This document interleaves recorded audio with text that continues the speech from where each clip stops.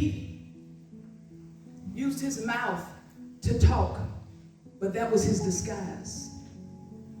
He whispered in my ear, and he fed me those lies.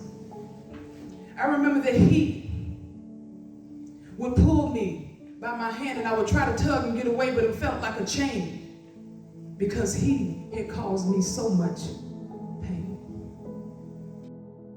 Our primary mission is to prevent veteran suicide using the term teams: teaching, educating, advocacy, mentorship, and service. So one of the things that that a lot of people don't know is that women veterans have twice the rate of suicide than non-women veterans. And the main reason why is military sexual trauma. So by me focusing on MST, which is what we did today, I'm actually, it's my part of trying to reduce the rate of suicide for women veterans.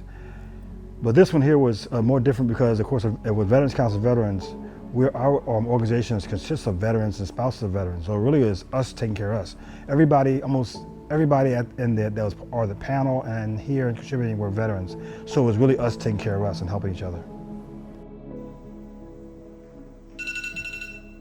I want this alarm to remind you that everybody is not going through such good times.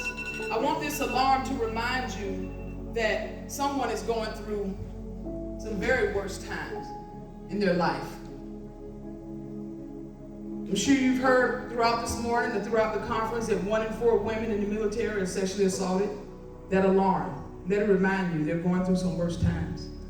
1 in 3 men are sexually assaulted. And every 68 seconds that alarm would go off, an American is being sexually assaulted. The shared experience, and especially from a male survivor, when I heard Kevin talk, it just hit me. Because when it's a male survivor, it's like, that could have been me. So that was probably the most impactful for me, was just hearing Kevin talk and what he went through. So that was to me, that's the one that affected me the most. I often wonder what it would be like had I found something like this 10 years ago, 20 years ago, and how different my life would be had I started this journey back then. So it was long overdue, and I'm looking forward to more of this. As a male, I think it's important because I think it's very underreported. There's a certain stigma that many men just aren't willing to get past.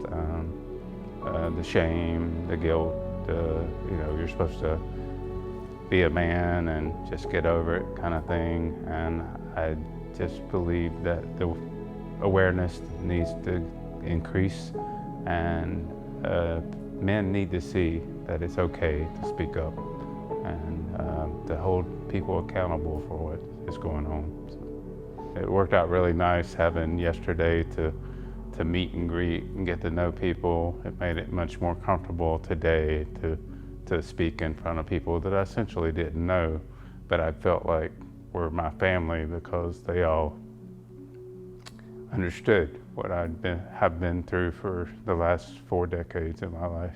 So it was comfortable.